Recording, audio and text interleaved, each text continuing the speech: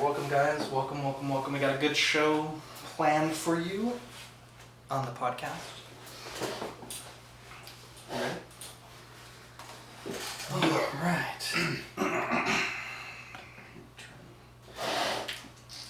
I'm gonna get a charger real quick. I can't even see the figure on the desk. It's alright.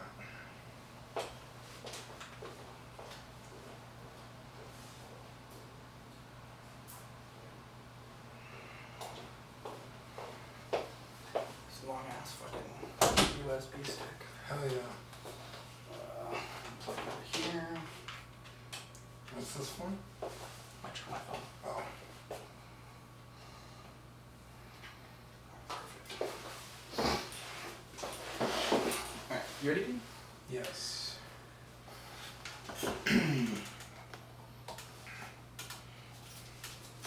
3, 2. Oh shit, that thing moved. I think it's. Oh my god, I think it's cursed. The cursed. Sorry, Greg. Don't hit us. Put the cord behind the lamp and then do it. That is a great idea. Yeah, there you go.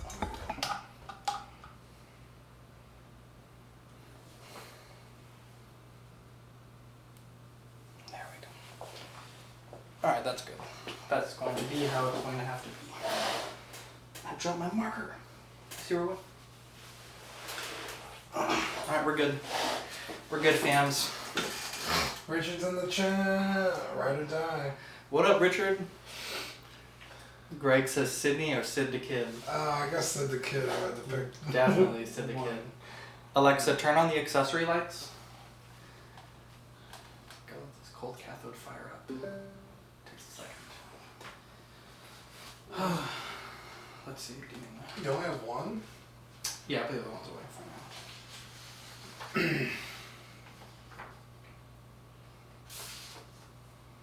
PJ in the chat. Merv.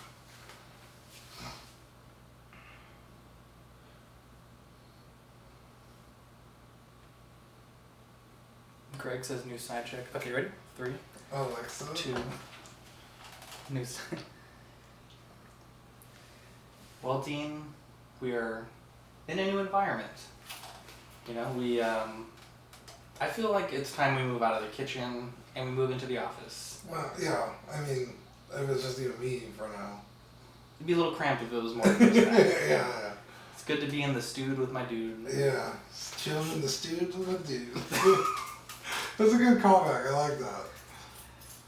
Hey guys, my name is Zach. I'm Dean. Welcome to this week's episode of Collecting Weekly. This is the weekly podcast where my friends and I talk about the things that matter the most to us this week in collecting. That's right. Great to be back, Dean. This is, I think this is the furthest amount of time that we've seen each other in a year. Yeah. That's a weird way to put it. We haven't seen each other in like 8 days, and that's the longest in 1 year that we have gone without seeing each other. Yeah. That's a better way to put it. But it's good to have you back. We have a jam-packed show. Dude. Literally packed. It was kind of a with bad jam. week to take off, but also kind of a good week to take off because there was so much stuff to talk about. Yeah. So even if we met on Tuesday, we'd still have all this shit to talk about. Yeah, we still would have missed the biggest news. Yeah. So it's good to take off. We kind of got to see what was going on, got to see other people's thoughts on it. Yeah, it's crazy. Let's give our own thoughts. Before we do though, Dean, we want to Thoughts? say thank you to a wonderful company. This is run by a very good friend of mine, Lenny Hugh. He runs this company. It is called 6 Scale Sabers. You can find them on Instagram. He makes the best sabers, CCFL sabers that money can buy. The one plus amongst many is that he's in the United States. So when you're dealing with CCFL, a lot of those guys, they live in Asia or in Australia. A lot could go wrong. A lot can go wrong, but it's also expensive to ship things back and forth. Yeah. Keep your sabers in the United States. It's good to keep things in the U.S. U.S. Owned business here. And you can find him on Instagram at 6scale_sabers. They're also on Facebook. His name is Lenny Hugh, H-U. It really takes your collection to the next level. You can see here, if you're watching on the stream, I have a Darth Vader with CCFL there, looking very crispy. The official video, I think you'll be able to see it as well. He's the only guy that I would trust to do my CCFL. At one point I had 4 sabers done by him. I've trimmed down just a little bit. I want to kind of focused on just the figures themselves. Mm-hmm. But I have to have my boy Vader with the CCFL. Yeah. So well, you got 2 Vaders, so. yeah, exactly. That's So fair. wanted to give just a little shout out. You know, he's a great guy. He's officially taking commissions again. He makes single bladed sabers, double bladed sabers, any saber that you'd like, he can make. Plenty different colors. But we'll talk about him a little later in the show. All right, cool. Dean, we have a segment that we start off the best shows with. Yeah. Our favorite segment. Would you like to introduce us? Yeah, you ready? Yes. It's News This Week. And it's what you get new this week. Yes. I had a pretty busy week, all Figma. I got my other racing Miku in, which is phenomenal. Really nice figure. Yeah. I didn't bring all her accessories, but because of like, the helmet and stuff. And then I got Ryuko. She came in the mail. I think I already had her ordered last week, but she came in the mail. Mm-hmm. And then this was actually, I have it on my hands. I'll show the stream. Yeah. Her name's Celty Sturluson. She's actually like, she's from a show, Durarara, I think is how you say it. Oh, that one? Oh yeah, that one? Yeah. She's a, like a Celtic, like Grim Reaper of sorts. Yeah. And Let's describe it though. It's a female, obviously. yeah, she's in a black suit with a yellow cat motorcycle helmet. Yes. So she actually doesn't have a head. So she wears the helmet. Why does she wear a helmet though? If she doesn't need to protect So that. she needs to drive around and like. Of course, because that would be crazy if a headless. Yeah, she'd thing. freak people out, right? Yeah, of course. Makes So- perfect sense. She's living in modern day Japan in the show, and she's searching for her head, and she's like, I know it's here. Oh, I just wow. have to find Kind of it. like a twist on like the Headless Horseman. Yeah, Oh, yeah, very cool. exactly. And so she's trying to find her head because she's like, if someone destroys it, I'll die, and I won't even see it coming. I don't remember a lot of stuff, so she's after her head. So she's working as like a courier Yeah. of sorts, but like, she's like really like mystic. She drives around on a motorcycle, which is actually her horse, but she had to like disguise it so it would make sense for her to be riding around on a motorcycle Yeah. in the middle of Tokyo. So it's just a really cool anime. I bought the figure. Maybe we can link it in the show notes. The name. Yeah. Yeah. And then this one, right? I'm not gonna pick it up. It's kind of delicate. It's the Satsuki Kiriyuin from Kill the Kill. I could not find this figure for like less than $200. Uh-huh. It was pissing me off. And in fact, I think we're gonna talk about it later. Yeah, But the I- grinds my gears. The grinds my gears. I kept putting up sales posts, Want to buy posts. want to buy posts. Sorry. Yeah. And I had a couple people message me or comment. We'll talk about that a little bit later. But I couldn't find one. Mm-hmm. So there was one on eBay, and it was like $180 with $10 shipping. I was like, "There's no fucking way I'm paying that." Yeah. But it was still like technically the cheapest one on eBay. And I shot the dude an offer, and then he countered, and we went back and forth, and eventually we ended up at 165 shipped, which is pretty high, but that's literally the only one I've seen. Yeah. And they were selling for around 140. So I was like, it's a little higher, but I don't have any other options. And I Yeah. wasn't going to risk waiting. So I went out and bought it. It's flawless. It's amazing. Do not regret it. Although, like 2 days ago, another one popped up on eBay. Buy it now, 130. Oh, that stings.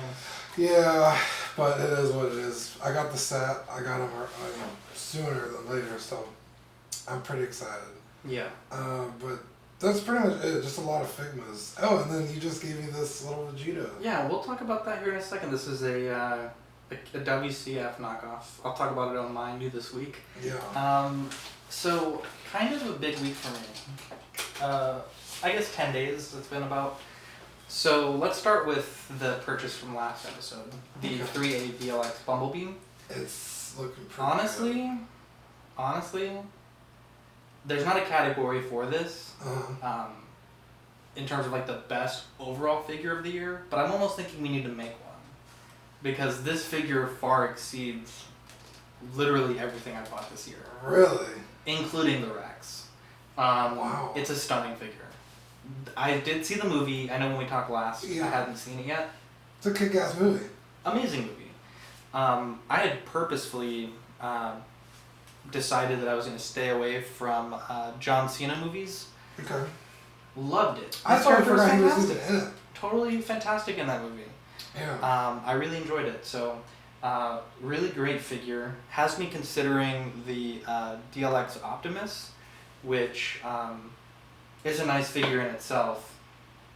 Blitzwing I was considering, but once I saw the movie and he's only in the beginning, I was like, okay, I can not get that. But really, really good figure. So maybe we'll have to make some new categories for the CW Awards. Not that I'm saying it's going to automatically win it, but I think we deserve to have some sort of best figure release period. Wow. I got my Chronicle Collectibles order last Wednesday. It was the Iron Studios 1/10 scale Rex. This is way back from episode 23, 24, I think it was. Okay. And this was not without some amount of drama. So I got the figure, the statue rather, opened it up immediately. And immediately I noticed there was a lot of paint issues. And Yeah, it wasn't sent me a picture. yeah, it wasn't paint issues so much as like someone applied paint haphazardly. This was within the box. It was rubbed, and some of the details in the head and throughout the body were So from shipping. from shipping. Yeah. Okay. So I was very disappointed, and on closer inspection, I noticed that there was a paint issue from the manufacturer. There's actually 3 of them. It looked like almost a hair had gotten on the figure when they were priming it, and when you take the hair off, because it's obviously like a thing that shouldn't be there, the polystone is exposed, and that's pretty annoying in itself. And Steven, the owner of Millennial Mutt, which we'll talk about towards the end of the show, came over. We had some studio lights, and we were going to shoot a review, and we did, but I don't know how much of it I can really use. I think I can use the video, but the audio, I was so disappointed that I don't think anyone wants to hear me being in a bad mood for 15 minutes. I mean, honestly, that's what makes reviews good. Because you're getting a genuine reaction. Yes, but also we had some mic issues. Oh, okay. We were using lavalier mics, and we were just having issues with them throughout, so Okay. I just don't know if it's usable audio. There's a guy I like to watch on YouTube, Mecha Katsu, I think is how you say it. Uh-huh. He does Gunpla reviews. But he does other reviews. We did a review of this figure I really wanted. And he was pissed off the entire time. The box cut him when he was opening it, and he was like literally like bleeding during the review, and he was just like really pissed off. He's like, dude, I fucking hate this thing already. Yeah. And it's like one of my favorite reviews. So that's how I felt going into it, and with all those lights, I started seeing more issues. So the tip of the tail was cracked a little bit, and I want to so, see that review. Well, okay, I'll show it to you, and we can decide if the audio is worth it. Okay. Now, I emailed Chronicle immediately. Okay. And this was about 10 o'clock at night when Steven left. We had spent a few hours lighting, taking photos and everything. And I emailed Chronicle immediately. Thursday went by, didn't hear anything from them, and I was really pissed. 10 o'clock at night, Thursday rolls by, and I get an email from Heather, who is the customer service manager at Chronicle. Okay. She's like, I'm so sorry, it's SDCC, preview night, pretty much the whole team, we're here at San Diego Comic-Con. We're not ignoring this, but, I need to talk to management, I need to talk to the head honchos to figure out what we can do for you, what our options might be. I was like, shit, she's right, like, it's, at least they know I have a problem and that it is a problem. Okay. You know what I mean? Friday rolls around, I call around lunch, and at this point, I understand that they're busy, but to me it's like, this is the most important thing to me right now. Right. I need to know what the solution is, because I know going into the weekend I'm not going to hear anything. Right. So I talked to Chronicle and Heather again, and I asked, what is the normal thing that you guys do when a statue arrives damaged? So she was like, let me check our inventory. Let me see if we even have another one. And it turns out they didn't. That was the last one that they had. Oh, wow. She's like, so we can't give you our sample because we have it in our showroom. We can't just So that was out of the question. They offered to send me a label, a prepaid label, to mail it back to Right. Chronicle, and they would have their artist touch it up and then mail it back to me. Now, when I paid that last payment, I asked them if they could open it up to inspect it before it was shipped out. And they were saying that they could do that, but when you open a statue, the styrofoam is never as secure as it is initially. So me opening it once and then them opening it up again and me opening it again, like it's once you do that too many times, like it could damage more. So let's say I send it back, they fix it, they send it back over here, and it has maybe even worse damage. Yeah. So I had reached out to a buddy of mine, Jan, who he runs the Texas Statue Collectors Group. Okay. Great guy. Check them out on Facebook. And he was saying, you know, he gave me some names of some artists that do statue repair. Got a few quotes, and essentially what Heather had mentioned was like, you know, if you'd like to keep it, we can give you a refund so that you can pay for someone to fix it. And so essentially that's what happened. I don't feel comfortable disclosing the amount that they gave me back. Yeah. But it was the amount of money that they gave me back made me feel comfortable to keep it with the issues that it had, and I can get it fixed and it will look like it was never damaged. Nice. So A+ to Chronicle, because immediately when it's now Monday yesterday, when I told them that number that I felt was appropriate for the repair, without a question, they were like, that's fine. So it was a very I'm able to take care of this situation to my satisfaction.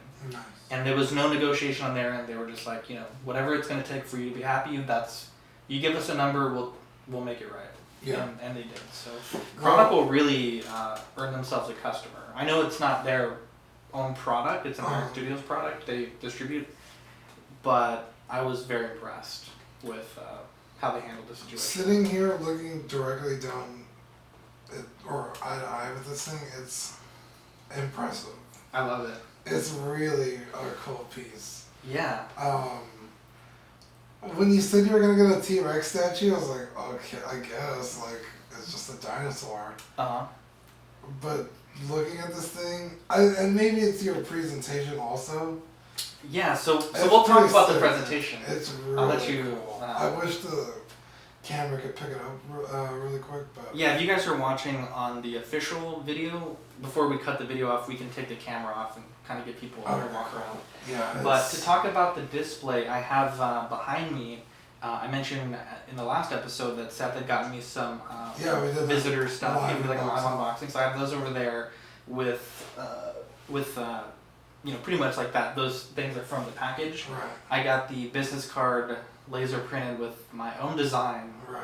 With the Tyrannosaur. That was important to me. I didn't want Tyrannosaurus Rex, I didn't want T-Rex, I didn't want Tyrannosaurus. I wanted it to say the Tyrannosaur. Right. And that's a throwback to the novel, of course. Right. Which you have. Which I have here. This is the Barnes & Noble. It's actually both books in one. I was and gonna it's say like a also collector's says edition. Oswald. It has like you know, Bibles have like that gold on the outside, the Yeah. gold leaf. It has that but silver. Looks very incredible. cool. Got my mini, my 4x7, whatever size that is. Yeah. 4x6 rather. My mini poster with the Japanese Jurassic Park poster that I had to touch up. And You have the stuff like shirt too, right? that. Have the shirt as well. Yeah. My John Hammond Funko Pop, which at some point will be replaced by the Iron Studios John Hammond. Yeah. The coin that Seth got me for my birthday, and the W Dragon comes with a T-Rex pamphlet, which is really cool. I just got this poster for Jurassic Park with the same style of the artist that did these. Yes. I had it last year. You had seen it before I was involved with this Rex. It got damaged in the move, so I ordered another one. And then framed here, I have the letter from John Hammond and the park ticket on the wall here. So those are going to go flanking the poster. Cool. So that's going to be a really cool display. You also have the license plate, don't forget. I also have the the InGen 10, which is kind of weird. I think I'd rather have the 5 or the 4 because those are the cars that they were in.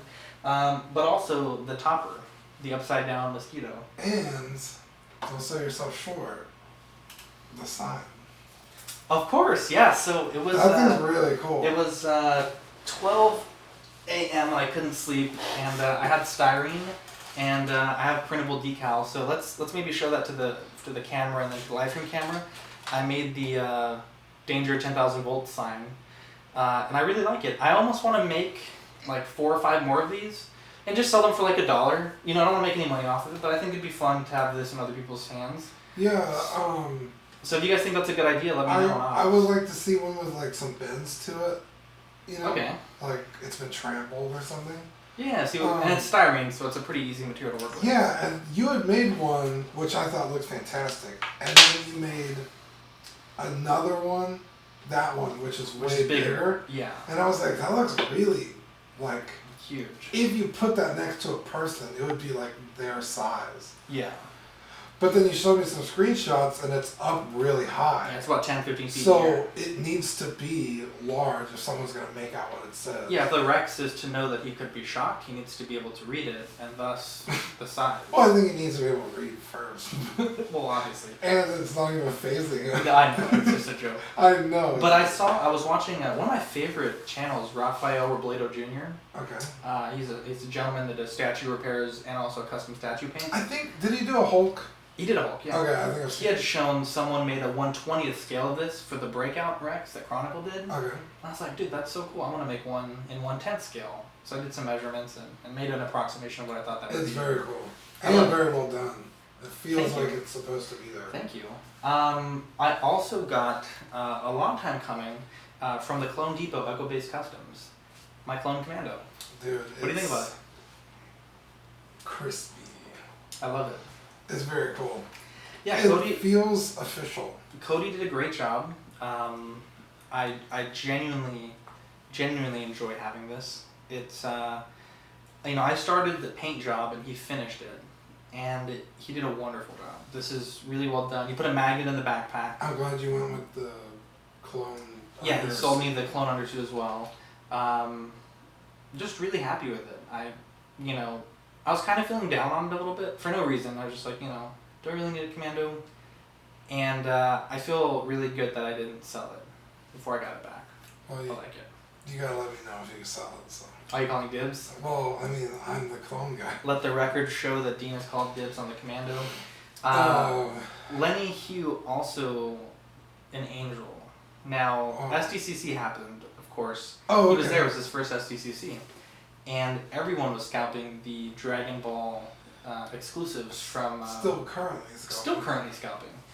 And I wanted the Purple Gi Kid Goku. Blue Gi, Purple Gi, whatever you want to call it. Yeah. And he got me one at retail plus shipping. So I wanted to kind of, give him a little shout out, plug his business that he does. But really, really cool guy, and I can't wait to get it. Dean, I also got a gift for you. A few weeks ago, I had found out about some WCF scale third-party Dragon Ball Z figures. And looking at the lot, I was like, man, there's so many that I can use for my collection. There was Kid Goku, Kid Goten, Kid Trunks, Bola, and one that you were really interested in from a US seller. Yeah. The original Kid Vegeta. I know he's been kind of retconned a little bit with the red cape and the Saiyan armor. That's how I remember him. And you were like, dude, I want to buy this. And I was like, dude, don't. There's people in the US that buy these and then park them out.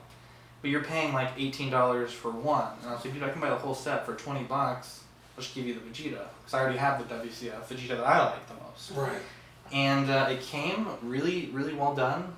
I like it. It looks really good. Yeah. There's a little weird paint issue in the hair. Let's touch that up before we leave. Yeah, that's about Let's it. touch that up. And that should be a really easy bit of black paint. But it looks yeah, crazy. everything's matte and then just like a little spot of gloss. Yeah, Dean, if you look behind you, I have the Kid Gohan from the first few episodes of Dragon Ball Z. Slap the 4-star Dragon Ball in there, and then my wife sculpted a tail. Sick. I love it. It's fantastic. I just need to paint the boots darker blue, and I think I'll be good to go there. So definitely a busy week for me. Now, Dean, STCC was this week, and there was a lot of hot toys shown. A little bit too many for us to talk about on today's episode, but we're going to talk about some of our favorites that we saw. Real quick. Because it is a few days after, and people have already kind of shared their thoughts. We got some live stream going on. Yeah, Murph said none of the SH Dragon Ball STC exclusives sold out. Damn. Wish they would release So what do that one more. I wonder what they do with the dead stock. Do they just keep them? Or? I don't. Maybe release them to like BBTS or something. True. Richard said he'll take a sign. It came out legit. Yeah, Richard, I will make you one. Like I said, I want to make a little certificate to go with them. Maybe a run of 5 or 10. Yeah, Frankenculture said you need to sell them. I thought it was official. Oh, thank you, Frankenculture. Thank you so much. High praise. High praise. By the way, Frankie Culture, excellent guy. He gave us a wonderful shout out on his podcast. We'll talk about them at the end, but give us a really, really nice podcast. His husband and wife team, they do some good work. So thank you, Frankie Culture. So let's hear from Greg. Greg was very excited about a certain character. I think we all know. And let's hear our newest segment, Greg Speaks. All right. Somehow this is giving my phone less battery. I don't know how. My battery went down. It's still on. No, I know that. I gotta get the wall worked. Alright guys, we'll be right back. No, I'll be right back. I'm staying.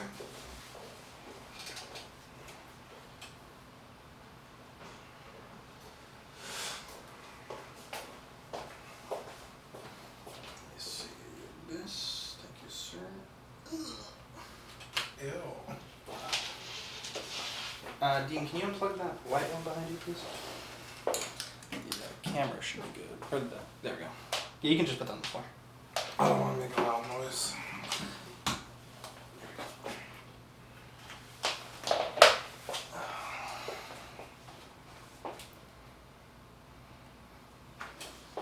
If that continues to be a problem, we'll figure it out. Alright.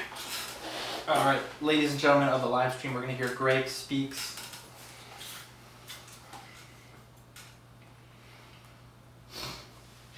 It's about 4 minutes long.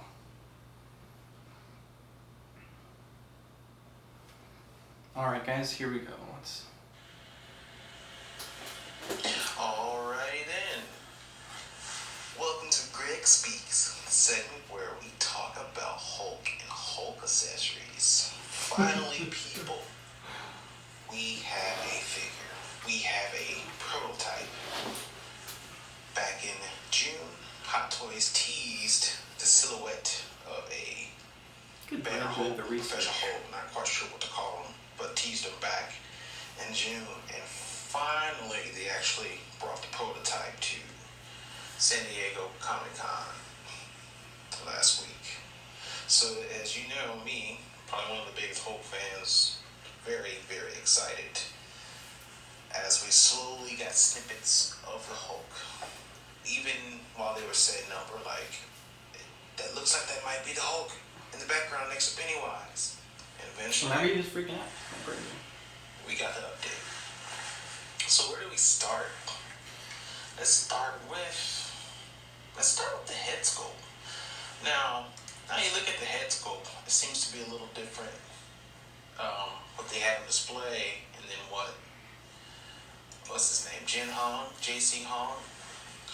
What he released on his social media page, it seems to be a more updated head sculpt of the Hulk than what they had on display at Comic-Con. The prototype that they had there, it's okay. It's all right. I think it can use a little touch-up. And JC Hong's, his rendition or his more fine-tuned scope looks a lot better. The complexion looks maybe a little better. But it's something that's still missing. Because if you remember the scene... What up, Greg? We're doing Hulk's Greg like, Speaks. It's gotta be me. Like, that screenshot of how he looks there is something a little off. But hopefully they fine-tune it. And surprisingly, they haven't released it for pre-order. So hopefully that means we have some more accessories to come. And as we segue into accessories, it looks like we will be getting maybe 2 gauntlets for the Hulk, as well as a pair of glasses and a tablet. It seems to be interesting that they have the glasses there with him, because I don't recall him wearing the glasses when he's in his, people call them onesie, I'm not sure it's a 2-part suit. At the end, he had the glasses. Didn't he take them off when he got the gauntlet? I don't recall him wearing glasses then. I could have sworn he put them on glasses maybe he did. when he was in his more relaxed clothing, like a little cardigan sweater he I had. don't know why they didn't include that. So hopefully that means Yeah. we are getting a Hulk with his worker clothes on. That would be dope as hell if we do that. That'd be awesome. To go with the satchel and the tacos, you gotta have the tacos. His feet as well seem to be Greg seems went all in on like this the, one. Good job, Greg. I'm proud of you. Dude. where his It's pants like get Ian into his with the feet taxes. is actually scoped, so The import he won't be taxes. completely barefooted. So Just hopefully like that changes with the design. knows what the hell Where they're talking if about. he does come with additional clothes like a DX or something, we'd be able to put on his pants and such without having those little footy things Yeah, that's what I suggested. around his feet or whatever those things are called. Too good of an idea. Super stoked. So maybe we'll get a release next week. I believe Hong Kong's having their tow show this weekend. So I'm looking forward to that, and maybe we'll get Brothor as well. But that's your rendition of Greg speaking on Hulk and Hulk accessories. I love it. It's like propane.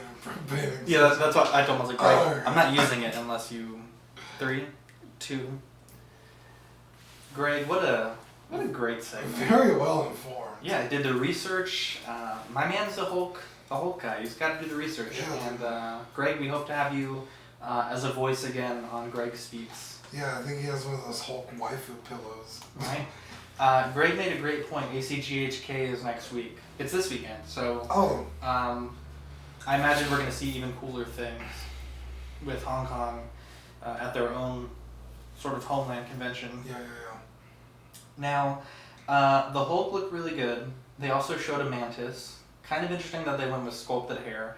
I know there's a lot of people. I know Eric. Probably better. Eric from Ox was saying he prefers the rooted hair of the bullet head. I think he has that one in hand already. At this point, though, there's 2 other Mantises that are out. People can, pretty much own them at this point. So Yeah, but Hot Toys took is a little kind of late to the game on that Way one. late. That's probably why they did it. Yeah. We also have the America's Ass Captain America. That's Looks crazy. really nice. Yeah. That is I don't like Cap, but damn, that is a good looking figure. I will say though, given the focus on that ass, if they don't nail it, If it doesn't have the ass from the Batman from yeah, the Kim PBS. Kardashian Batman, then they failed. yeah, this needs to have some extra junk in the trunk. I'm Yeah. talking like a fat suit just for that ass. Yeah. We'll see what happens. Yeah, if it ever gets released. Episode 2, Arena Padme. Yes. Finally, this was teased last year at SDCC It's in been a deleted. They deleted the teaser. They didn't put up a teaser like a picture, but Hot Toys. It was ACGHK and then SDCC. Oh, that's right. They had put. Remember that was one of our first episodes. Yeah. Second actually. They put. They put in the text. the They were showing nameplate. Padme, and Sideshow put it up on their coming soon, and it's been pretty much a dead page until this past weekend. Good to see the figure. I think the head sculpt a little off from some angles, but certainly a really nice figure. I think some people that were there, Zachary Venable from Invincible Box Podcast, Yeah. he had mentioned that it was kind of a thrown together prototype, and the fact that it looked as good as it did really lends credence to Hot Toys' team. Well, if they put that up for pre-order, that's Is that instant buy? instant. A Dopo even? Probably. Really? I said that about which we're going to talk about here in a second. Rocket. Uh-huh. I have not pre-ordered him yet, but I will. Yeah, we'll talk Rocket here in a little bit. Wicket, really out of left field, but I love it. One of my favorite characters in the original trilogy. Well, let's talk about Wicket and the Jawas. Sure. Because those Wicket- are both kind of like secondary. Well, Wicket's a little more. Don't you ever come at Wicket like that ever again. I love Wicket. Don't you? Okay, Don't come don't you to me ever like fucking that. tell me he's a second tier character. But they're not like. They're not like. You wouldn't think like. A Hot Toys would make a Wicket or a Jawa. Sideshow made the Jawas a long ass time ago. Yes. So it's kind of like, okay, that's like, alright, whatever. But then Wicked, it's like, oh shit. Like, And it looked fantastic. hell yeah, it did. It looked fantastic. Now, I heard some people say the Jawas looked a little tall. Well, Jawas come in all sizes. That's true. There's some Jawas that are like normal people size. That's true. That's true. Or like, But they did look teenage great. size. There was also a Power Droid with them on display. that'd be a The badass. Hot set Toys too. R5 was on display as well. Gotta feel bad for Sideshow, man. They're starting to come after them. Well, Bespin Luke was shown. The head sculpt was kind of weird. I think Ian mentioned it in our chat that the head sculpt pretty much just looks like they took the Jedi Luke head sculpt and put a different hairpiece on it. yeah, that's what I said. And I think maybe it was you or whoever said it. I think you're right. It's Maybe just a a slight prototype, so tweak. they're probably like, fuck it, let's just get it out there. Yeah. So we'll see. And then we have the glad. That's a really cool figure for people that missed out on the DX Luke, and it's different enough to warrant the purchase. Yeah, and it won't destroy the value of a DX. I will say it was a little disappointing to see that they put the DX Luke base with that prototype. Because I think in order for the DX to retain that value, the things in that set need to remain exclusive to that set. Yeah. And if you're going to upgrade the outfit, the sculpt, quote unquote upgrade, there's a lot of people, myself included, that think maybe the first sculpt is still better. If you're going to upgrade the accessories, the paint apps, everything like that, keep the base, the really nice base, to the DX Luke. Don't fucking put that base with, you know what I mean? Like, just keep some value for those that already put the money. Well, like dude, honestly, it literally looks like they took a DX figure. Yeah. Sorry.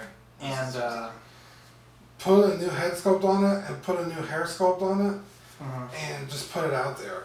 Yeah. Like, the outfit doesn't look any different. So The- I literally think the collar looks a little different it was like a DX that they just put up there. they just put up there. Could be. Though I think Hot Toys plans a little. None of all their bases are kind of cookie cutter. Yeah.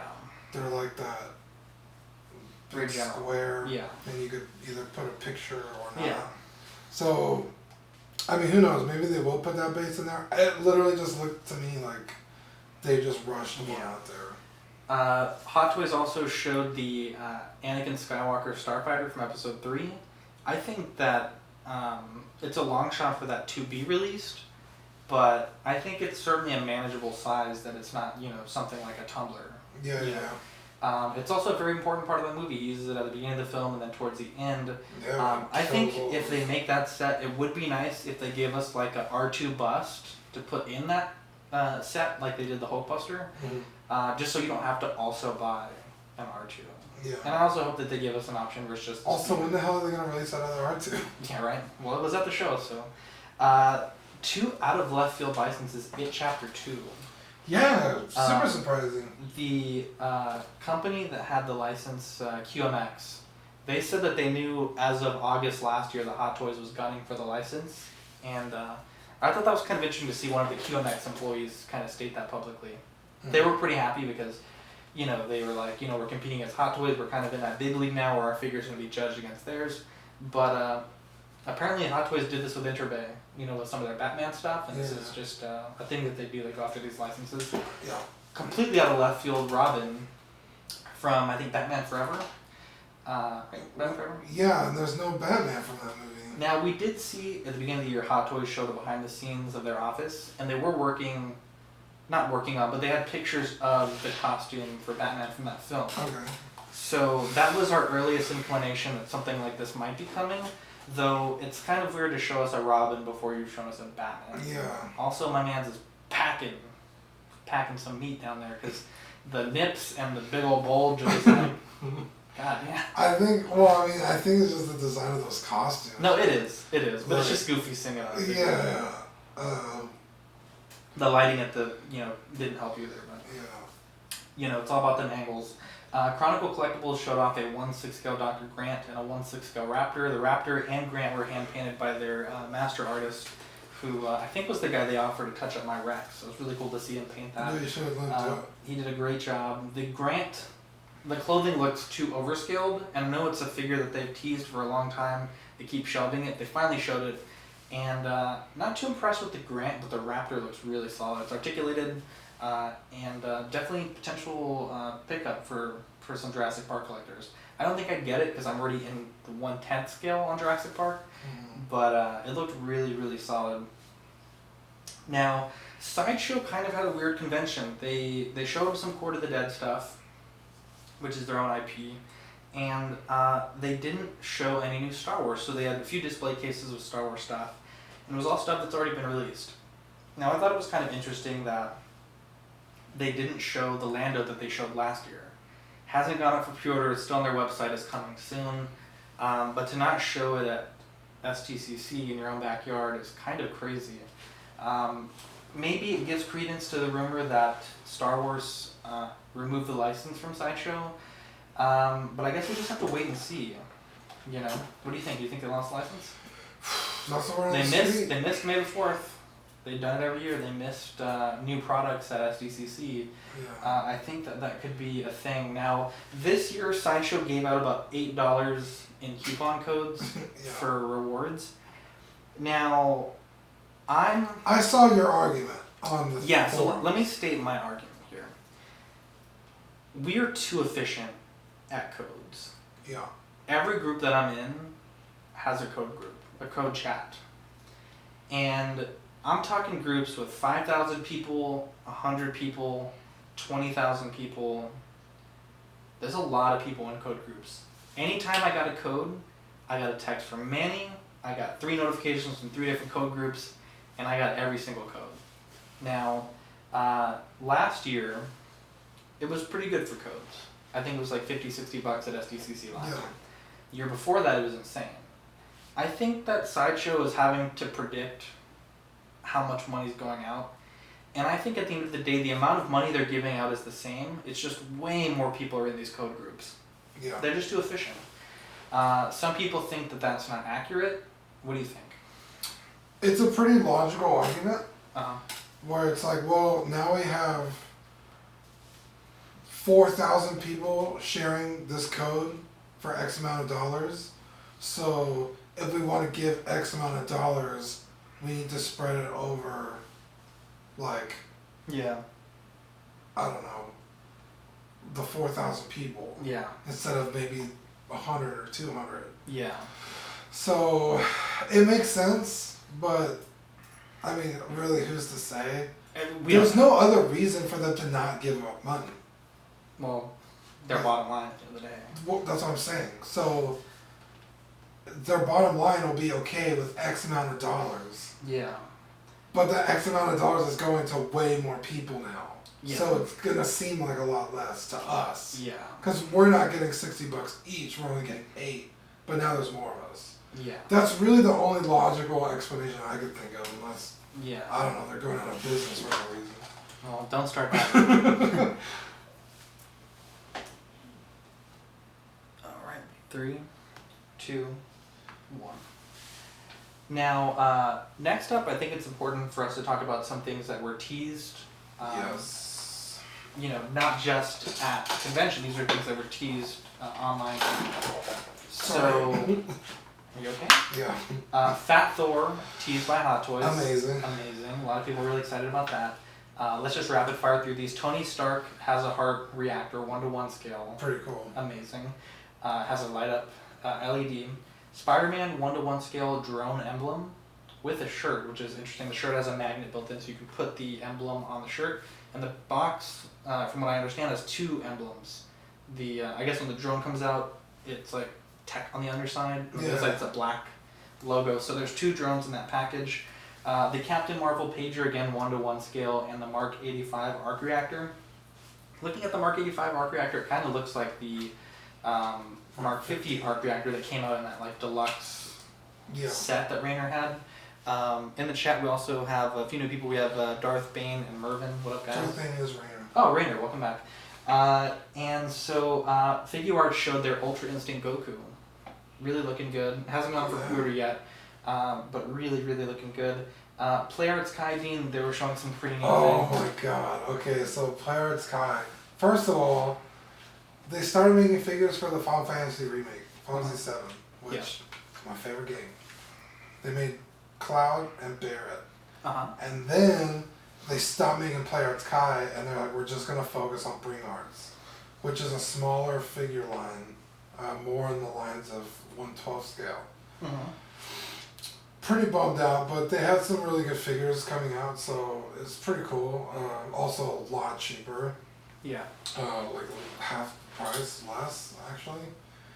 But I was really bummed out because I was like, man, like, they only made Cloud and Barret from the Final Fantasy VII remake. Like, Final Fantasy VII has so many amazing characters that it's a huge bummer that they're not making these figures anymore. And I was hoping, like, well, maybe they'll make Bring Arts Final Fantasy VII Remake figures. Yeah. Who knows?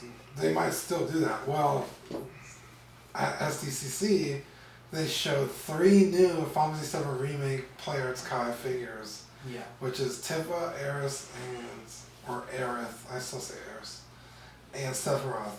And holy shit, they look amazing. I'm so excited they're still making that figure line. I just love the scale better. They're like 10-inch scale, 10.5. I don't know what scale that is. Yeah. Like 1/7, 1/8, I guess. Yeah. It's just they look a lot cooler on the shelf than like a little figure. And I Yeah. have every Final Fantasy VII figure that's been released. And the Players Kai's are my favorite, so I'm super, like, I'm doing fucking backflips that they Cartwheels even. Dude, yeah, that they announced these, so. I'm happy for you. I know it really made your day when it came out. Dude, I was texting my sister, I was like, oh my god, look at this, like, I can't believe it, because Tifa is just, like, one of the coolest characters ever. Aerith, obviously. Sephiroth, they just came out with a Sephiroth, so I don't know if I'm gonna pick him up. I mean, I'm probably going to, but it just seems a little redundant. But very cool either way. Yeah. New pre-orders, Mark 85 battle damaged, 446 buys you this figure. Kind of a slap in the face to a lot of people that pre-ordered the Mark 85 regular edition. That's 423. So 446 buys you this. It comes with a shield, the blade, 2 guns, those lobster cannons, a diorama, a head sculpt, and the snapping, different hands with the snapping pose. ETA July to September 2021. Really far out. $375 is the Hot Toys conversion price, so you're paying a little bit of a premium to get it from Sideshow. Do you think it's a slap in the face? $23 more gets you. The original had the gauntlet, and then the starfish thing. Okay. And I think that was it. Maybe it had a cannon, but $23 more gets you a diorama base and just a bunch of other shit. I feel like it's a slap in the face. A little bit. Now, I'm not saying 446 is a steal by any means, but it's kind of. I imagine a lot of people are calling and canceling their regular and switching over to the battle damaged. Yeah.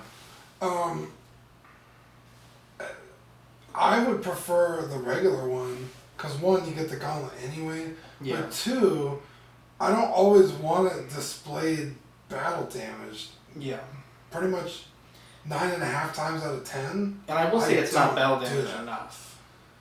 It's Really? very light on the battle damage. Oh, I think you haven't- had mentioned it when I saw it. You were like, yeah, I think you're right. Like it just looks like like any Hot Toys. Like there's like 2 or 3 pieces throughout the Yeah. body that are damaged and. I'll have to take a look, because I could have sworn it was way more battle damage. Well, there is damage, but I just feel like it could be more. So the the regular comes with the starfish and then the gauntlet, the one hand. So this one has a ton more hands. A nice diorama base, 2 blasters. Obviously you don't get the starfish, but And you don't get clean armor pieces. yeah. I don't know, I just feel like it is a slap in the face in terms of quantity, $1 per Yeah. plastic. but DPS. it's also just like, I'm not going to display it like that. I know it wouldn't make sense for him to have a clean set of armor with this gauntlet, but I just don't like battle damaged looking Iron Man in my cabinet. I don't know. He's just one of those figures that like you want him to look like how you picture him, and I don't picture him all fucked up. The Iron Patriot 469 gets you that one. That's the in-game version. Easy pass. And $375 is the price at Secret Base, so the same price as the Mark 85 battle damage. Comes with a Rhodey head, So which it's they a haven't much shown yet. larger figure. It's a massive looking figure. Yeah. A lot of people complaining about the blue and red scheme, blue and orange, whatever it is. That's what it is in the movie. Yeah, it's just hard to tell because of the lighting. Yeah. Rocket 212. Now, a lot of people are saying that this figure has no accessories, and I don't really get that. It comes with the pin particles, the gauntlet blasters, and obviously the outfit and everything else. Does not have a second head sculpt, but Yeah, which is still Yeah. disappointing. I don't think you can say it doesn't have accessories. A pin particle and the gauntlet. Oh, I didn't say it didn't No, have I'm not saying that, but I'm saying like, a lot of people are making that argument. It's coming with That's nothing. one reason I held off on getting it yesterday. Uh-huh. Is because I was like, yes, and was going through all the pictures. I was like, where's the other head sculpt? it just seems like that's such an easy thing to put in the box. Like, why would you not include it? Yeah. So then you would need to buy the Guardians 2 version just to get that head sculpt. And chances are it'll fit no problem. Yeah. But what if it doesn't? Yeah. What if for some reason he's a different peg? Yeah. Then you gotta alter it, which isn't, the end of the world, but it is kind of annoying. Yeah. I have Rocket version 1 in the orange jumpsuit. Uh-huh. I always wanted to get Rocket 2, and then now this one's coming out, so I'm definitely gonna get this one. Uh-huh. But now I'm kind of debating, like, well, do I get the other one just to have the other head sculpts? And then I can have fucking 3 Rockets? Because their retail value isn't that great. No. Because he's such a small figure, but, Hard pass for me. really, I just love that character so much, and that outfit is so Rocket that Yeah. easy pickup for me. Venom Pool 405 buys you that July to September 2020. Dude. By the way, Iron Patriot is also October to December 2020. $340 is the price at Secret Base. Not a huge fan of this design. I know it's from a video game, but not my favorite. It was kind of weird, yeah. It kind The of exclusive is the second portrait. A lot of people are excited to see it though. Also, it doesn't technically make any sense. Like, it's Venom Pool. Well, it's from a game, so it doesn't. Oh, I know, but I'm just saying, like, Venom is the Symbiote. symbiote, so it would just look like Deadpool. Like, why is he all hulky all of a sudden? You know what I mean? Well, Eddie Brock gets hulky when he gets. Well, Eddie Brock was a big dude, but when the symbiote goes on the Spider-Man, Spider-Man's not fucking huge.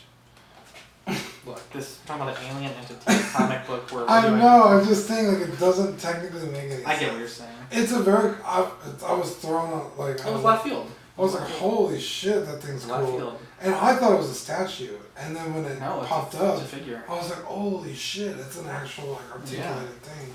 Now- Easy pass, but it was Kind cool. of interesting about Hot Toys, Dean. Now, grinds my gears early in the show. I don't really get Hot Toys at all. Darth Maul just barely came out in Hong Kong. He also is not released yet in the United States. Yet Hot Toys shows a $274 DX Solo Maul. Really grinds my gears. Like, that's such a slap in the face to either people in Hong Kong that just got theirs, or people in the US are still waiting for theirs. I don't think that there's anyone that is like, oh, this is the... Let me take that back. There are definitely people that think that the Solo Maul with the legs is the definitive Maul.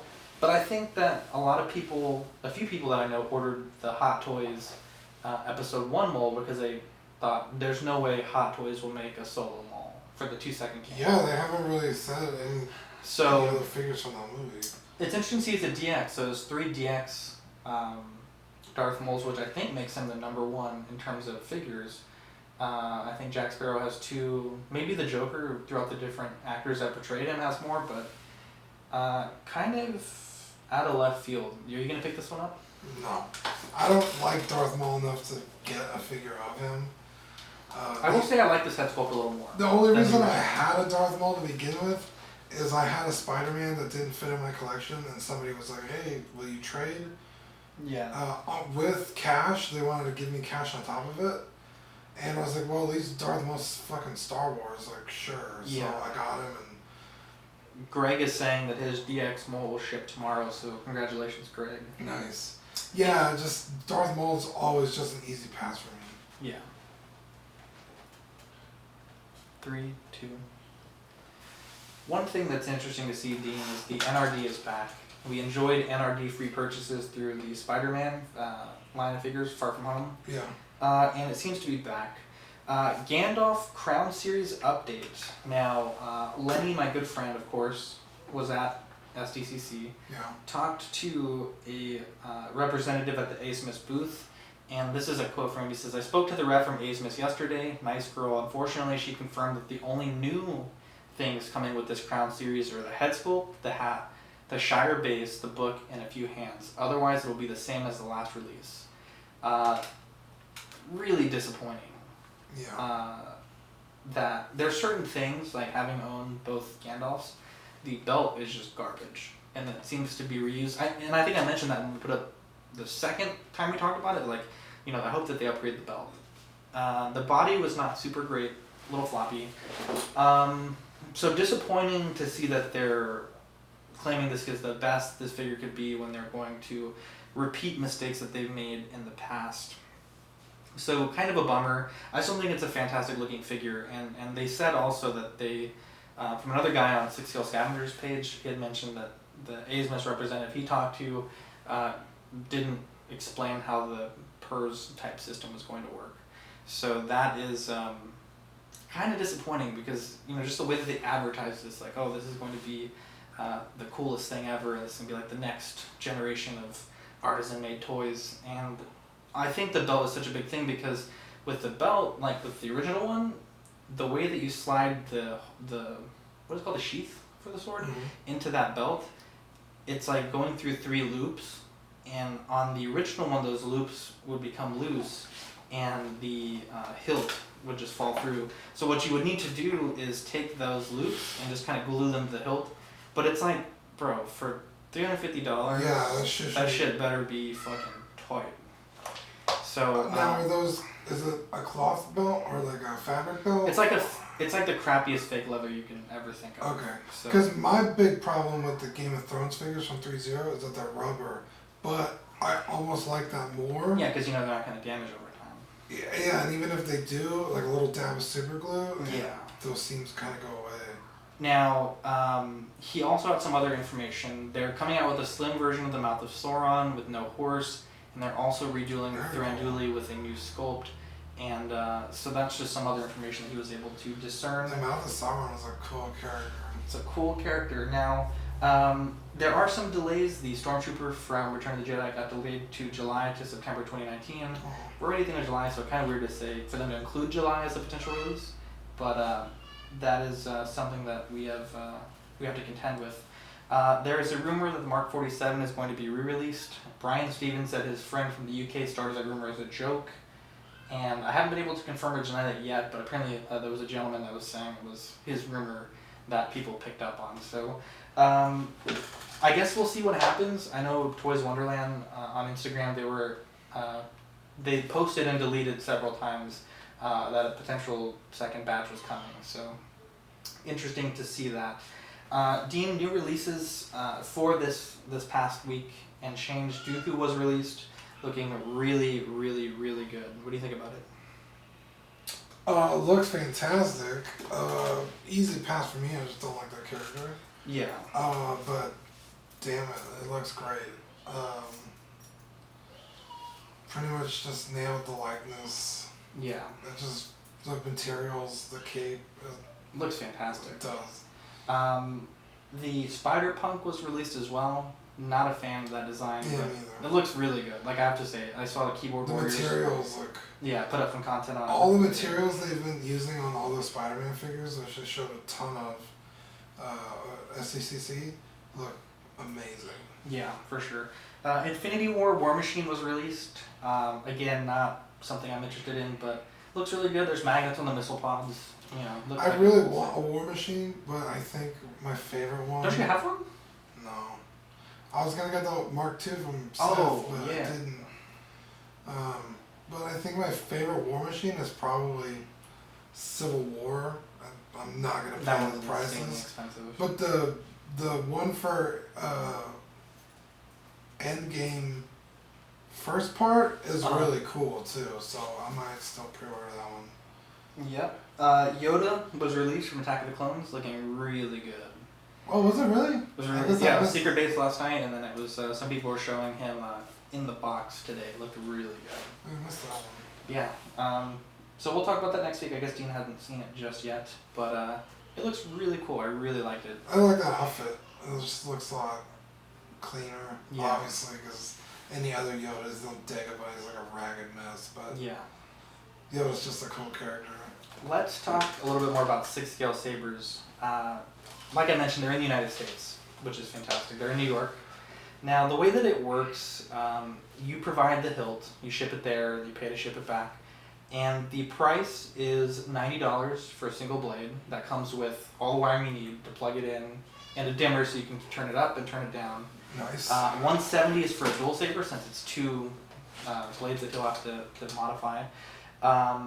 And they're just really quality. They come with a 1-year warranty, so as long as you don't crack the blade itself, he'll warranty it as long as you pay the shipping. Very cool. And there's lots of colors. You can get white, red, green, blue, purple, yellow, and orange. So you can pretty much make whatever you want. You can make some Ahsokas, some Sith, some Coder, yellow saber Jedi. Yeah, so it's really cool. Like I said, I have 4 of them, and when I choose to display them, they really bring it to that next level. We have a video, I'll put it in the show notes, it's called Rambling CCFL Sabers, where I talk about them. Yeah. And I compare them to Hot Toys LED sabers. And you might think like, $90, that's a little expensive, but the price of a Hot Toys LED arm is like 40, 50, 60 bucks even sometimes, depending on the character. For 30 bucks more, you can get something that's way better. You can have it on. I've had this on for the whole time I've been streaming. It's been like an hour. Yeah. And it's fantastic. It really brings your collection to life. His Instagram is 6scale_sabers. Lenny Hugh is his name on Facebook. HU. Really great guy. I highly, highly recommend him. I could pretty much guarantee that if that was a Hot Toys arm and saber, you wouldn't be able to see it on the screen. Oh, 100%. I have to turn all the lights off. Yeah, like, these things are insane. Yeah, definitely. I just want to save that. Okay, 3, 2, 1. Now, Dean, there was a post that went up this week from Rebor, and they put a prototype of a T-Rex that was dead. It was a 3D render. Yeah. And I said, oh, that's great. My Killer Queen was like this all the time. Right. On its side. Yeah. A bunch of other people commented almost the same thing. Now, this scene was from Jurassic Park 3 when the T-Rex got its neck broken by the Spinosaur. And it's one of those scenes that the franchise really wants to forget. The fans of the franchise, rather. And I have to agree. It's a terrible scene. Now, before we go any further, I think I'd like to share an audio clip because I think it's time, Dean, that we make an important announcement. Okay. Are you ready for this? Yeah. Everyone, we have an announcement to make. Stop bullying! I think it's time that we stop bullying Rebor. Now, before I read their post, I think it's important that we have some context. Okay. When I put up that thread in the dinosaur groups, has anyone had any problems with their Killer Queen? A lot of people, you read the messages, said, I've tried contacting Rebor, they flat out ignored me. I tried contacting Rebor, they acted like I was inconveniencing them. I tried to contact Rebor, I was basically told to fuck off. You can't have your cake and eat it too. Yeah. Anytime we've ever gotten a criticism from this podcast, I address it. There was a time where, this thing came up and we addressed it privately, and anytime we've ever had a good or a bad thing said, we do our best to address it. So if someone comes at us, I can post a message like this, but Rebor can't because they don't address the criticism. Now, obviously, the scale is different. They're a company; they have way more fans than we do. Right. Just to, well, yeah, I don't know about now. So they said today we want to talk about a word called prejudging, and yes, this post is caused by some comments on the Dead T-Rex page cover we published yesterday. How often nowadays do people assume a movie is going to be bad simply because they don't like the trailer? How many times do people spread rumors about a certain game has been canceled because they thought they've waited for too long? And a show, an album, an anime, a smartphone, a collectible. How do you know that Rebor Stegosaurus is not being manufactured right now? Will you be interested to see a table with all the materials we've tried for the Rebor Titan Aboa listed? Would you rather hear us brag about how difficult it was to get the shrinkage factors for the grab-and-go line so right so there'll be no visible seam lines?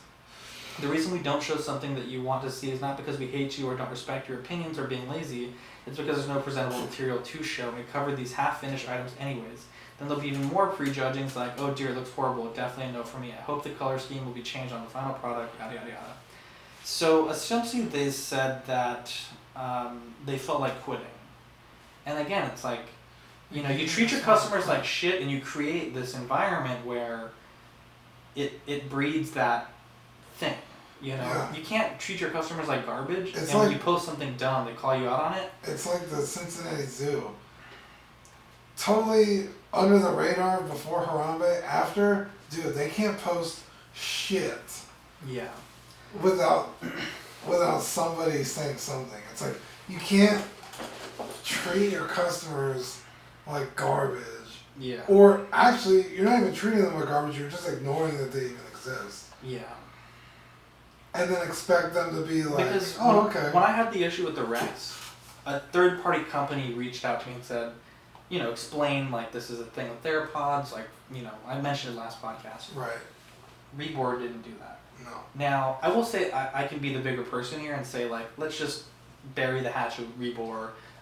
Yeah, you're just not gonna buy their products. Well, there was one thing I'm still tempted by. God damn it, Zach. It popped up on my YouTube. Stop. The recommended. That little Rex fetus. Okay, well, buy a second mark like from someone else. Yeah, like Big Bad Toy Store or whatever, but not from Rebor No, themselves. don't buy it from a guy who already bought it. Can you buy it for me and then I'll pay you back? No, I don't want to give them my money. No, but I will say there was some humanity to their message. They were saying like, we are real people too. Yeah. But I just hope that going forward, I think that I would like to see Rebor addressing these concerns and being more active with complaints. Because again, you can't post a message like this and expect people not to say things that have been brooding with them. So I'll leave it with that.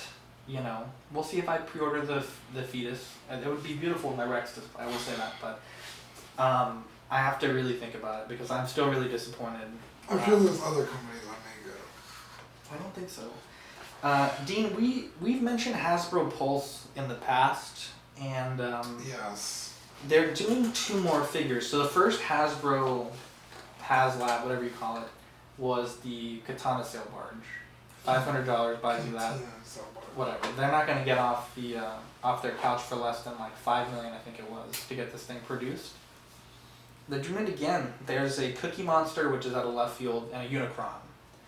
The Cookie Monster looks pretty cool. It does look pretty good. It's like 100% screen accurate and like Yeah. articulated. I just don't feel like billion-dollar companies should be crowdsourcing. Yeah. Now, obviously, any company, big or small, even us, like I don't want to lose money. If we don't have sponsorships coming in or T-shirt sales coming in, we don't get like cool shit like magnets or stickers. Yeah. We don't do giveaways. There's a certain plus and minus, but for Hasbro to show things, maybe not the Cookie Monster. I can't imagine like a lot of people are emailing Hasbro every day for Cookie Monster, but Unicron, Jabba's Sail Barge, those are things and lines that people really want and have really wanted for a long time. I don't think it's right for a company to hold collectors hostage over these things. It's weird for me. I don't know.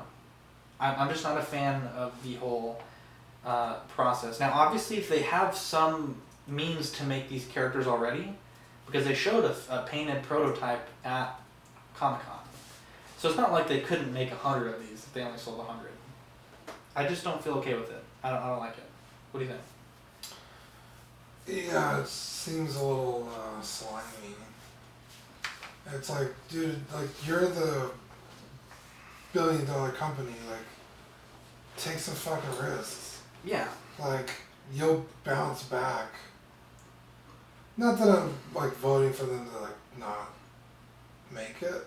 Obviously, Like, do your research. If you think this is something that will sell it. Don't say we're not going to make this if we're one person short of, Yeah, because really, you're shooting every other collector in the foot. Well, you're showing us something that is done and saying, if you don't buy this, we're not going to make this. Right. And it's like, let's say that the Unicron is 100 short. Those 400 people, however many they need, they're going to know that this was able to have been made, but you didn't make it. I think it's just, it's great if it gets funded, obviously, and it gets made. A lot of people are super happy with the sail barge. Here's kind of what I'm thinking about the sail barge. Uh-huh. They've made it. They have already produced it. Yeah. So for them to make another run will be cheaper. Yeah. So you're shooting your current collectors in the foot by saying, if you don't pay for this, we're not gonna make it. Then they're like, fuck it, I want it made. Some people bought 2, right? Some people bought 3, 4. right, to flip, or they had a Yeah. business, whatever. So it gets made, but now you're gonna shoot those collectors in the foot again later. Maybe not in a foreseeable future, but there's no way they're not re-releasing that. Yeah. That's a huge. It's just a weird concept. That's a you're right. huge price item Yeah. that they poured a lot of money into making And we've talked about it for them with to not Hot use it. Toys. It's like, you know, when you see a fucking Mark 47 selling for $1,000, you have the parts already to make it again. You obviously have the molds because you made the concept. Right. 46. Yeah, because there's a dozen collectors out, more than that, obviously. Yeah. There's countless collectors out there that are like me. Like, I didn't start collecting until way after Civil War, Yeah. so I never even had the option to get that figure because it was already long gone. Yeah. But if they re-released it, easy day one pre-order. Yeah, for sure. So I guess we'll see what happens with that. It just, yeah, it seems slimy that they would use their fucking fans to make their own products. 3, 2, 1. Lots of Marvel movie news from SDCC. Marvel had a panel Yeah, there. dude. Movie and television, I should mention.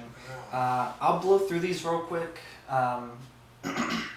May 1st, 2020, Black Widow. November 6th, 2020, The Eternals. February 12th, 2021, Shang-Chi. May 7th, 2021, Doctor Strange, Multiverse of Madness. November 5th, 2021, Thor 4, Love and Thunder. Natalie Portman's coming back as Lady Thor. Yeah. Really, really great. Blade has no release date and Fantastic Four has no release date. A lot of people were upset with the actor that they chose for Blade. They really wanted Wesley Snipes to reprise the role. But I'm going to butcher his name. Mahershala Ali, the gentleman that they picked to play Blade, dude's won 2 fucking Oscars. Dude, he Like- was fucking awesome in Luke Cage. He was Yeah. Cottonmouth. Yeah, you don't... Like, that's a guy that you don't sleep on. Which I know they've now retconned those series. Or I Yeah. don't even know if they retconned them. I don't know if they're coming back as Disney streaming services. Yeah. But they canceled all those shows. And those technically take place in the same universe Yeah. as the movies. So it'd be really weird if he's Blade Yeah. and was Cottonmouth. Yeah, I get what you're saying. That is weird. But lots of cool content coming. Definitely some good stuff. It'd be interesting to see if Jim Halpert, what's the actor's name? Remind me. Oh, man, he's gonna get mad. I know. I forgot. Look it up real quick. I'm blanking. We have to edit this out. I'm gonna know it like right before I see it. Yeah.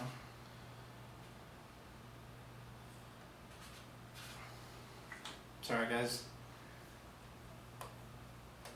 Well, that doesn't work. You got it? John Krasinski.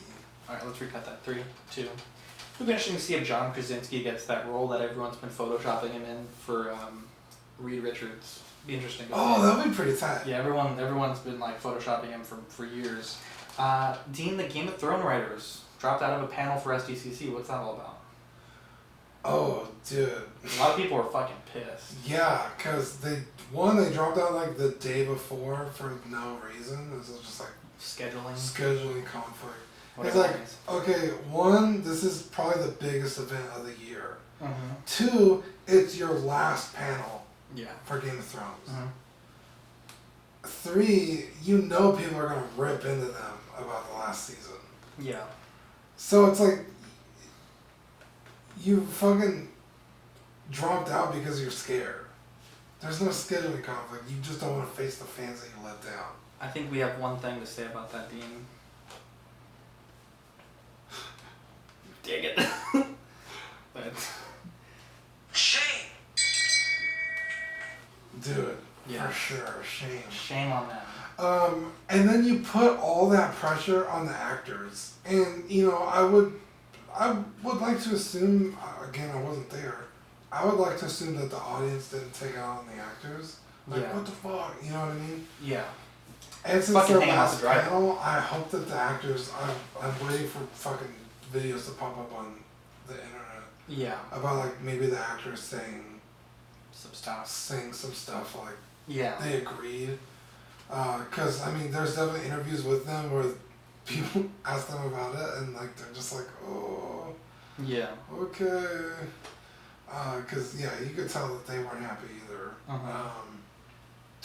So just like it's a really shit thing to do, and those guys are garbage. Yeah, I totally agree. 3, 2.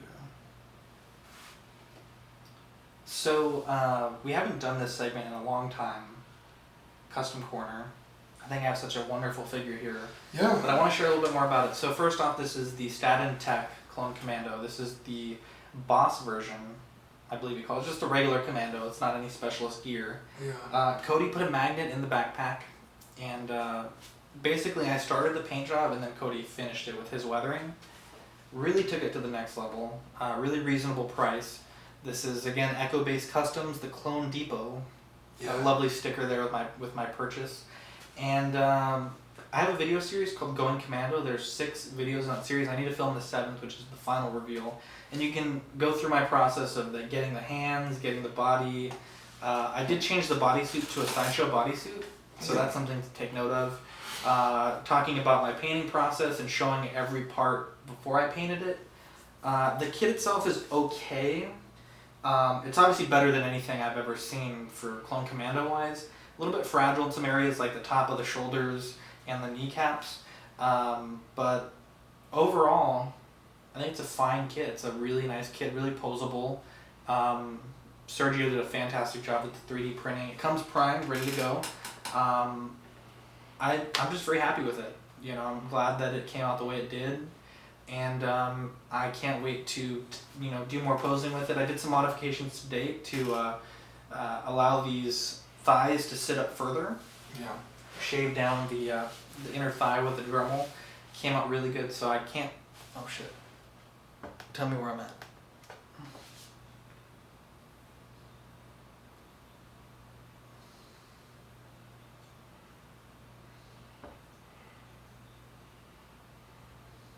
Did some modifications today.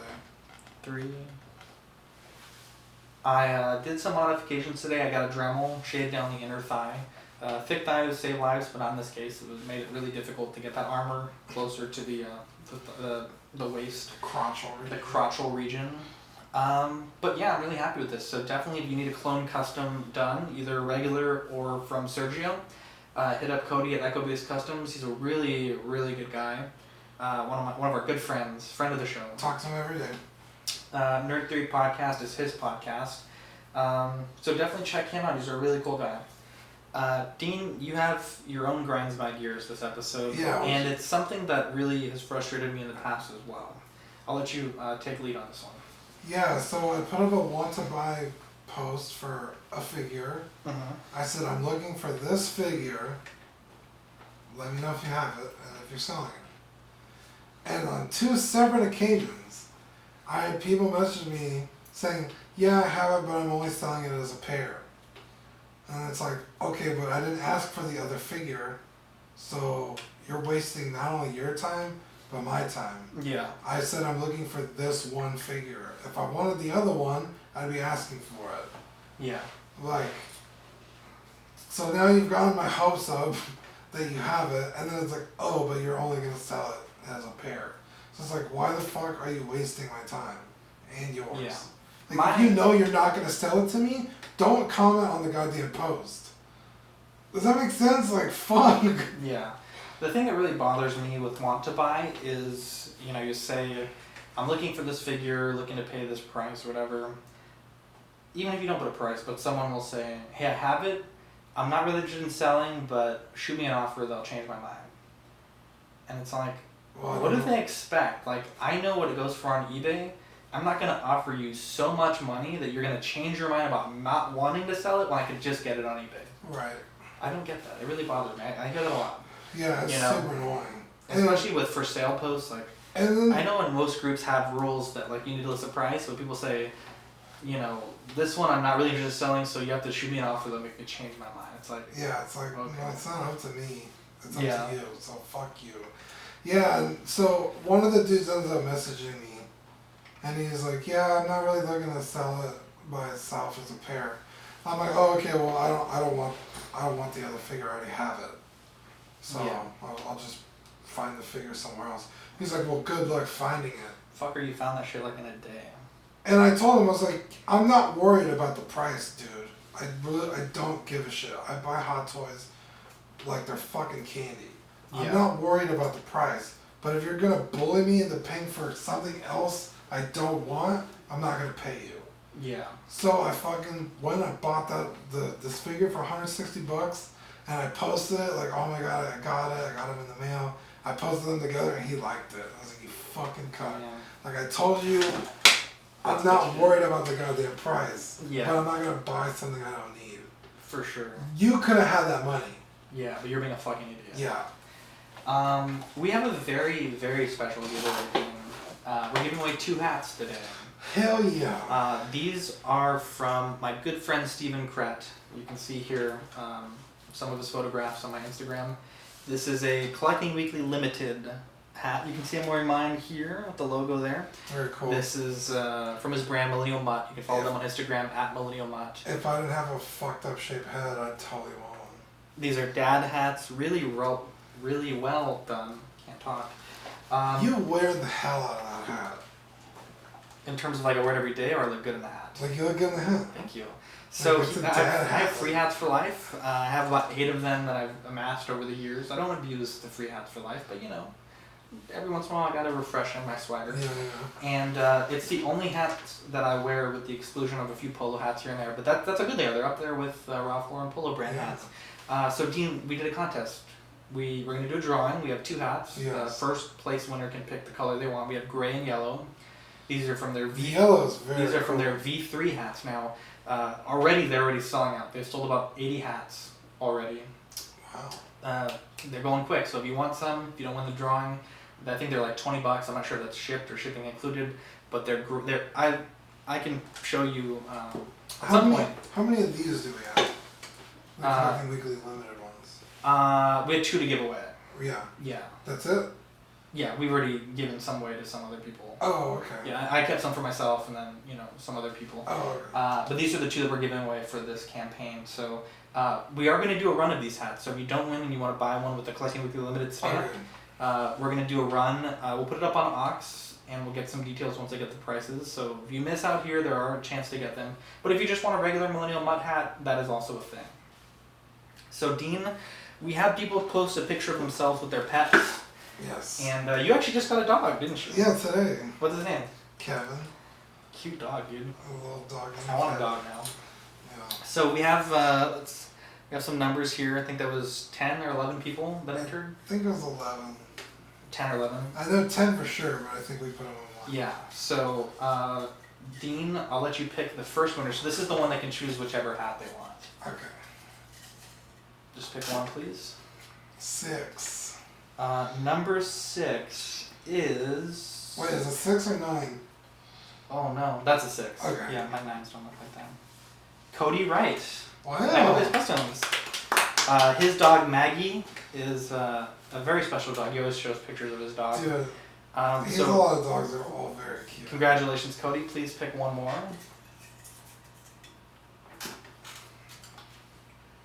9. Oh well, look at that. How'd you know it? Number 9 is Dylan with his dog Ellie.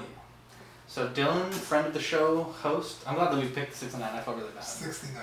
So Dylan, we'll send you whatever hat did not. Yo, we'll send you the fucking scraps, dude. Yeah, right. So This congratulations is to cute. Cody and Dylan. And thank you to Millennial Mutt for sponsoring this. Dean, Small Talk is recording this weekend. Their next episode 3, is going up on Saturday night. Yeah. Zachary De Hoyos, is that how you pronounce it? Is going to join them. He was killing it on the Yeah, SDCC on fire coverage. this week, dude. Yeah, definitely on fire this week. I'm excited for them to record their show. This is going to be hands off at this point. So I've recorded 2 episodes with them, and they killed it on the last episode. They did an amazing job. Tons of great feedback, so I'm excited to see what they do. Collecting Weekly Auxiliary, that's our Facebook group. That's where we host all of our giveaways. We got all these magnets to give away, so we'll be giving these away throughout. Oh, those are mine. Oh, yes, there you go right there, buddy. TeePublic, or TeePublic store, you can find us by searching Collecting Weekly on TeePublic. A really cool store. We got some designs. Fortunately, we had some more issues with the graphic print, the big retro logo one with Ian from the UK branch of Collecting Weekly. So we pulled those designs, and we're still trying to figure out what's going on with that. youtube.com/Collecting Weekly. We're almost at 200 subs. So if you hear this, if you like what we're saying, give us a sub. It really helps us out. Twitter, Collecting WKLY. Manny runs that. You appreciate it. I know I'm getting good. Dean, there's 2 things that I wanted to talk about that are really cool now that we're in the show news portion. 2 things? We've talked about a lot of things. I know, there's 2 really cool things. Oh, wow. Taste of Texas. It's time that we do another Taste of Texas. We sent one out to Ian overseas. Okay. And I want to send out like 1 or 2 more. How much was that, if you don't mind talking about it on the air? Yeah, no. So the package itself was, I think, Seth and I spent about $50. Yeah, just for the stuff in the box. Right, I meant to ship it. To ship it was $120. Okay, because I just shipped something to Hawaii. Uh-huh. And the first box was pretty expensive. How much? It's like almost $70. Yeah. And so I got a smaller box, I took some contents out and shipped it again, it was like 46. Yeah. But it seemed really high to me. No, it's. But that, now, of holy course, shit. when you get to a dense box like that, it was about 8 pounds of right, stuff. yeah, You don't qualify for that cheapest shipping option. okay. So that was the cheapest. Yeah, I think that's what happened. I took out, because obviously my friends can't get certain stuff Yeah. over there. So I had like those Rico's condensed cheeses, Oh, yeah. and I had like 2 of those in there and then some other stuff. And I took those out. That seemed to help with the price, but Yeah. they're going to have to do that with their cheese. Yeah. So I want to send out 2 packages, probably to the U.S. to keep costs down a little bit. Okay. So we'll put up a post on Ox. You can tell us some of the things that you like, and maybe we'll make 2 of our listeners' dreams come true. Wow. Send them some Whataburger, some spices. Overnight though. Well, I'm not. I was actually thinking that. That'd be I really want to. expensive. I was looking into it. It's actually not that bad. Probably be like $100 to do it. To overnight Whataburger to Fernando, so you can shut the hell up about stupid In-N-Out. In-N-Out fucking sucks, dude. I eat In-N-Out just because it's really convenient to get a bunless burger. Because Whataburger is shredded lettuce. But Yeah. In-N-Out is like, you get a protein style, it's like wrapped. But dude, if I had to pick, I'd get McDonald's before I got In-N-Out. Yeah. Sorry, buddy, but truth is truth. So we'll be doing that. But there's another thing I wanted to do, and it's a little early, but I wanted to put it out there because organizing this takes a lot of time. Last year we did it; it was kind of rushed. So we'll put it out there. We'll start getting some names, start making some pairings. But I want to do Secret Santa. Obviously, we're in July, so it's pretty early. Yeah. But about October, I want to have everyone know who their buddy is, and that way you can ship by mid-November, and then it can be under the Christmas tree. Yeah, get to know them and see what they Yeah, like. because last time we started it after Thanksgiving, and that was not enough time. Yes. It wasn't in Ox, it was in 168 where there was still a lot of people out of state. So we'll put up a post on Ox for Secret Santa, and we'll start making some pairings. Obviously, like the EU people will be amongst themselves, and the United States amongst themselves. The hosts with each other so no one can play favorites. Well, I thought it'd be fun to mix this with Ox, but it'll be random. So I wouldn't just pick the beautiful Angel Fern to send my gift. I was gonna say I'll send it to Richard because that guy's Well, first off, Richard's angel my sent favorite. to Earth. Well, you can't pick. I'm Santa. I'm You gonna can't get play multiple gifts. favorites. I can send It's multiple like gifts. kids. There's one you definitely love more, but There was a you fire. never say it. So I wanna start getting the gears rolling because it is gonna take a while. Okay. You have a lot of members. And, yeah, for sure. Just to get everyone. Logistically, Now I want to do something where it's like you got to spend at least $25 on your friend. It can't be a gift card. You have to have it mailed by a certain date. I really want to make this official, so we'll do that. We'll You don't want to post too heavy of a rule because you still want it to be fun. Not like, I want it to be fun, oh, I gotta but ship the this thing thing out is, by next when week. we did it last year, it was so last minute that like half the people got gift cards, and that's not exciting. I want to have like a video where everyone unboxes their thing, and we can Yeah. put it like a big thing together. Yeah, I got mine like literally the last day. Yeah. I was like, I guess I'm gonna go. Yeah, Nick was my Yeah, Secret Santa last year. Got me the Wampa, what is it, snow globe? Really nice gift. Yeah, And very then cool. a Isn't it gift- right here? It's I was looking at it earlier. No, it's somewhere. It's in. I know it's on my fireplace. It's still on my fireplace. Okay, Yeah. cool. So yeah, I want to do that. Shout out times, 6 Scale Scavengers, Brian and Chris, they're killing it with the content. Their YouTube channel is blowing up. They just hit 200 subs. Nice. Congratulations to them. Frank and Culture Podcast, great people to work with. They let us post on their website, and Steve and his wife, they make a good podcast. I love their Used to Be Better segment. It's where they review movies with the lens of today and see if movies truly were better in the past. Really cool guys. You can find them online at frankandculture.com. They gave us posting permission, That's a so cool concept. we are going to be posting this episode on their website. A few shout outs that I forgot to give. Revelation EJ. Yeah, my buddy EJ. I felt so bad. We closed down the stream last episode, and when you close the laptop, it doesn't like exit out the window. So Monday, I was using the laptop for the show sheet, opened it up, and the last message before I get the shout out was like, "Yo, can I get a shout out?" I felt so bad. So EJ, I talked to him today. EJ, if you're listening, send me your address. I'll send you one of these magnets. EJ's cool. No, just give it to me. I'll give it to him because I want to see him. Okay, cool. I want to meet up with that guy. Tell He's him I very sent that cool, love. very. I don't know if he is anymore, but he's a huge pop collector. He was posting a Stranger Things Lego set And- today that he was building today. Oh, very cool. Yeah, he. Last time I checked, it was a pretty intense pop collection. Yeah, Like the ones that are like like several $100. yeah. But yeah, I love EJ. He just plays Apex, and that game is trash. This next shout out that we're going to give. Sorry, it was getting all clunky. 3, 2. This next shout out we're going to give, I think, Dean, you might know this person. I know Manny knows this person. Okay. He was being so weird about it. Now, Manny was being weird. yeah, Manny was being so weird about it. Julia Lang, Mother Lang on Instagram. Yes. She's been, she followed me, I think, when you mentioned that you run a podcast on your personal page. Okay. And, she's been liking our stuff throughout. When we post episodes, sometimes Very she'll share it in her supportive. stories. And I've been reciprocating the likes. And Manny made it this weird thing. He's like, oh, that's so weird. She's married. I'm like, dude, it's... Like, Dean's mom likes all of our posts. And I, whenever she posts something, I get a notification. I post notifications on, like it. And it's just a normal thing. So, really cool person. Just got a promotion, so shout out to her. I saw it on her little Instagram story. I don't think that's weird at all. Right? That's not weird. No. Just a person who's and then she shared our last episode and it got like a ton of views from new people that collect. And Really? Yeah. Very cool. So I That's was- funny because I knew her from work. Yeah. She left my store a long time ago, so Uh, I haven't really talked to her. I don't know. I mean, I've only ever sent one message to her when I was like, she got the promotion. I was like, oh, cool, congrats. Yeah. Other than that, I never talked to her. But Yeah, you it's, know, it's very cool. really but nice person that likes all of our things. Very so- supportive. Exactly, very supportive. Lenny, of course, wonderful guy for CCFL. Definitely check him out. If you want to get some CCFL, there's no better place to go than 6 Scale Sabres. I can tell you, they're bright AF. Yes, bright Very AF. cool. Zachary Venable, he was a guest, a surprise guest Yeah. on our last podcast. Yeah. Loved having him there.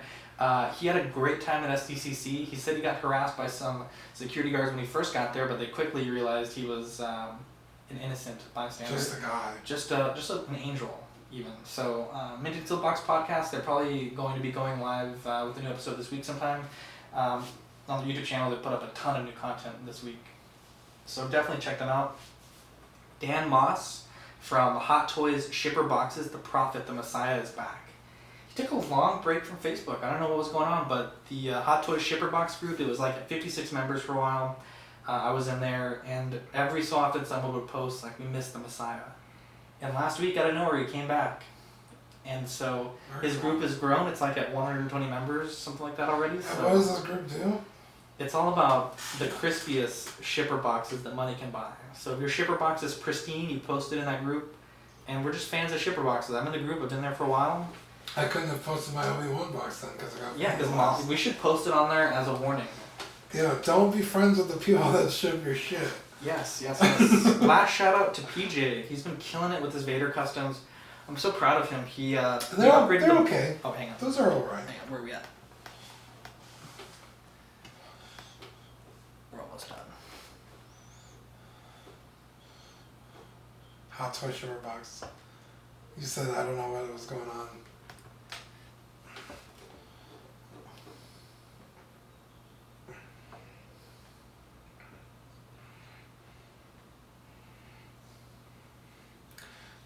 Dan Moss from took a long break from Facebook. Yeah, you said he took a break from Facebook. I don't know what's going on. 3, 2. So Dan Moss from Hot Toys Shipper Box took a long break from Facebook and he's back. It's good to have him back. His group has grown. It's already at 120 members. And basically the group, if you like shipper boxes, if you appreciate getting a good shipper box, or you have a horror story getting a bad shipper box, post in this group and people find support amongst your peers. So I can post my Obi-Wan shipper box. What the F? Did it again. Maybe he just doesn't like the word shipper box. I don't know. I'm just gonna skip that segment. One more shout out to give. PJ has been killing it on his custom Vader. I'm really happy. I sent him. He ordered. What the F? It needs to be played in real time. Okay, so what I'm gonna do is mute this. I'm gonna go here. Let's try 3, 2. So PJ has been killing it on his custom Vader, and I don't know what is going on. Okay, I mean, this is not the end of the world by any means, but it's just annoying. So we could just make a new project. All right, 3, 2. Tell me if it goes again, okay? Alright, so PJ has been killing it with this Hot Toys Vader. He's almost done with his custom. He's like at 99.9% done. Just a few more spots of weathering on the dome. What is going on? Let me see. Preferences.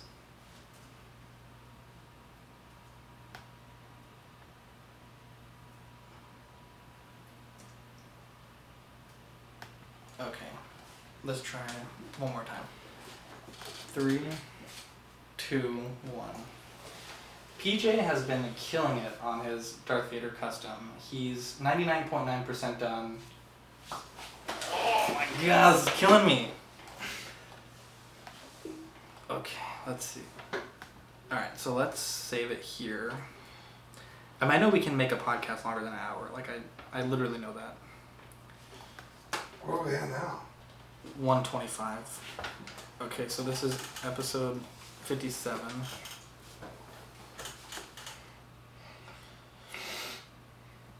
Bear with us, ladies and gentlemen. Okay.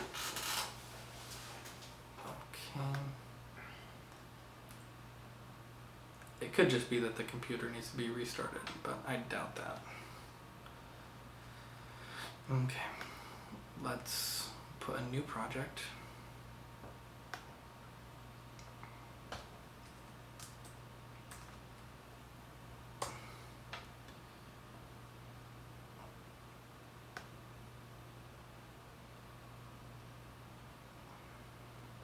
Okay. 3. Okay. Testing 1, 2, 3. Testing 1, 2, 3. Actually, let me delete this. Set the tempo. Sorry guys, we're almost done. Alright, 3, 2. Now, the last shout out I wanted to give was to PJ Relova. He's killing it on his custom Vader. Yeah. Literally almost done. Yeah, it's okay. I sent him some paint. It's an alright custom. What? It's a really good custom. It's really good. Then you're gonna leave it hanging like that? You're gonna say it's beautiful? It is. And so I've taken him under my wing, sent up some paint, some brushes, and he's killing it. He weathered his chest piece for his Vader, and I could not be prouder. really excited to see when it's done. He's just gonna weather the dome just a little bit more, and then he will be done. I think it's a certified crispy Vader, I have to say. Wow, you are the expert. Thank you. I appreciate that. Yeah. Well, Dean, it's been a wonderful show. We've caught up after a long week, a long absence. We look forward to being back in person again, in the stewed with my dude, as they say. Yeah. I wanna formalize this. The $1 per parts, though. I think that was a genius thing. The DPP. It's all about the DPP. Yeah. Anyways, I'm Zach. I'm Dean. Catch you guys in the next episode. Bye. All right. Let's export this. What was the DPP?